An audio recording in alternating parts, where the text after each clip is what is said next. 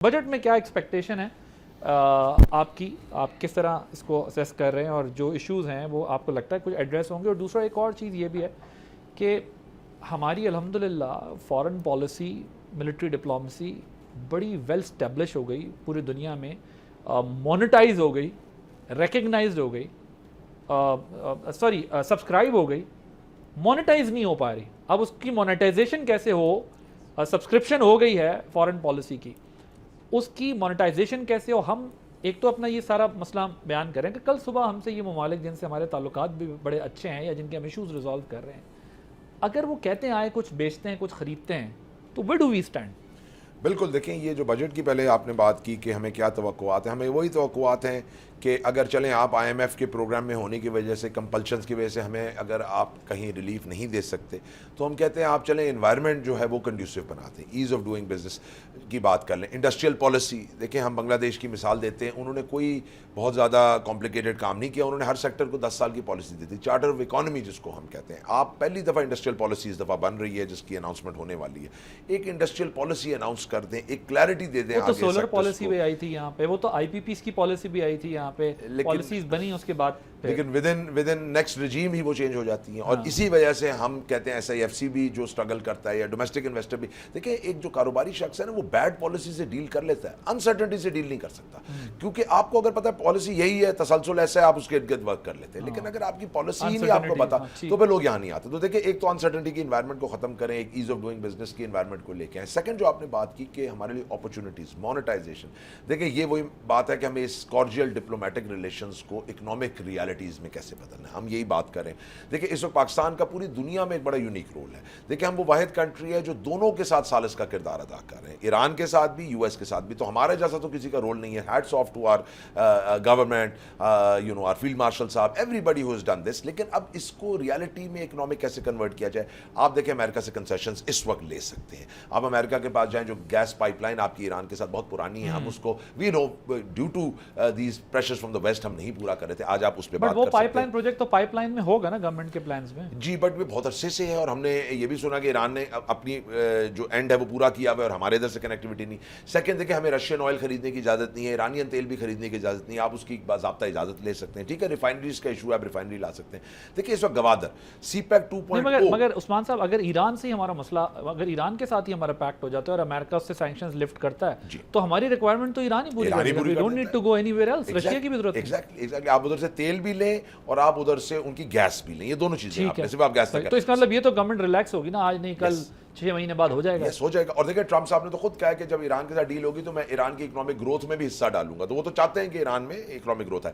Second دیکھیں سی pack 2.0 کی بہت عرصے سے ہم بات کرتے ہیں کہ نہیں چل رہا، گوادر کے حوالے سے ایشوز تھے، اس وقت مڈل ایسٹ کے پورٹس بند ہیں، جبل علی میں ایشوز آ رہے ہیں، کراچی میں ہم نے دیکھا ایکٹیویٹی بڑھی، اس وقت نادر موقع ہے کہ آپ گوادر کو پش کر دیں۔ اور چائنا کا دیکھیں اس وقت جیو پولیٹیکلی اس میں بہت رول ہے، اس وقت جو یہ معاہدہ بھی ہونے لگا ہے، اور چائنا کا اکنامک انٹرسٹ بھی بہت زیادہ ہے، ایران سے 80% آئل۔ سوری فار انٹرپشن، مجھے آپ کی ڈسکشن سے بہت پوائنٹس ذہن میں آ رہے ہیں۔ اب گوادر ہو سکتا ہے اٹ مائٹ ٹیک ٹائم، تو کراچی کو کیوں نہیں آپ جو ہے وہ اور بیٹر کر دیتے، جو ایک فنکشنل اور وائبرنٹ سٹی اور پورٹ آپ، آئی ایم شیور گوادر کو بھی اتنا ہی وائبرنٹ اور ایکٹیو ہونا چاہیے، but we know the law and order situation there, so Karachi پہ کیوں نہیں وفاق اور صوبہ مل کے جو ہے وہ اس کو، آپ ادھر جو اس وقت ایکٹیویٹی بڑھی آپ اس کو وہاں پہ کیپٹلائز کریں۔ دیکھیں آپ نے کیپٹلائز کرنا ہے پاکستان کے لیے، گوادر ہو، پورٹ قاسم ہو، آپ دونوں طرف اس کو کیپٹلائز کر سکتے ہیں، لیکن شپنگ راؤٹس اس وقت لاجسٹکلی، دیکھیں ہم نے ایران کو 6 لینڈ راؤٹس بھی دیے، آپ یہ بھی دیکھیے، ایران نے بھی ایک بات ریئلائز کر لی کہ اسٹریٹ آف ہرمز کل دوبارہ بند ہو سکتا ہے، اس کے بھی واٹر چینلز بند ہو جاتے ہیں، تو ایران کو بھی اب انٹرسٹ ہے کہ میں یہاں سے ٹرانزٹ ٹریڈ کراؤں، تو ایران اب آپ کے ساتھ جو ہے وہ ایک جیو پولیٹیکلی ڈفرینٹ ریجن بن چکا ہے یہ،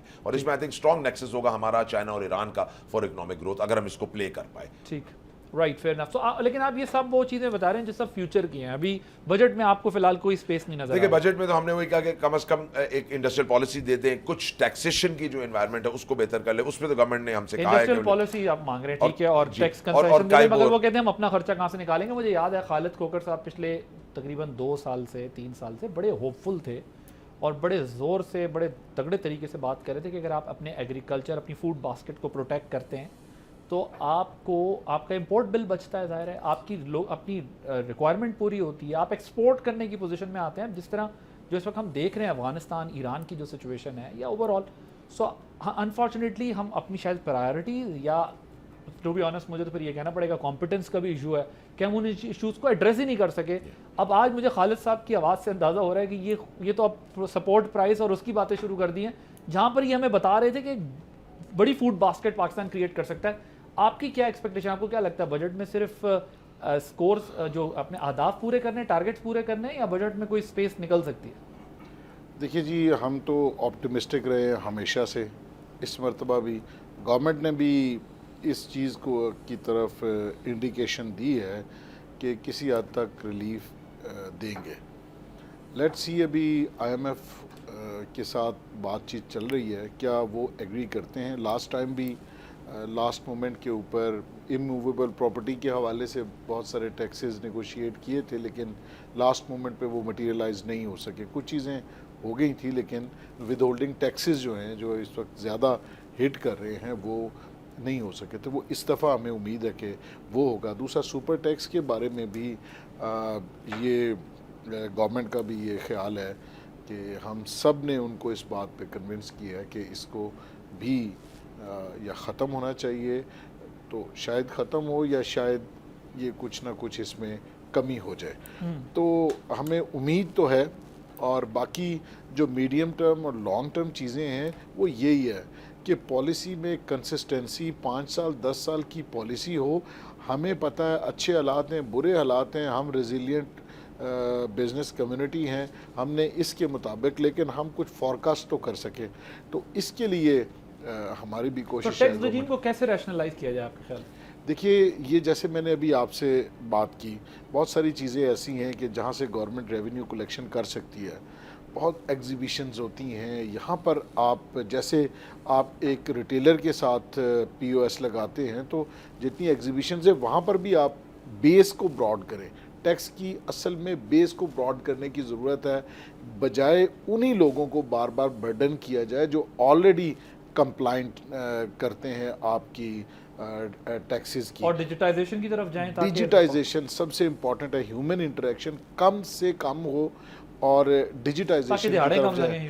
دہاڑیں, آپ یقین کریں, میرا ایک پوائنٹ آف ویو یہ ہے کہ اگر ایف پی آر کی جگہ آپ کسی کو ٹھیکے کے اوپر دے دیں نا, تو آپ یقین کریں کہ یہ سب سے سکسیسفل ماڈل ہے. ایف بی آر نہیں, آپ نے فرض کریں آپ نے 16,000 یا 17,000 بلین اکٹھا کرنا ہے, تو آپ 20,000 بلین میں کسی کو ٹھیکے پہ دے دیں.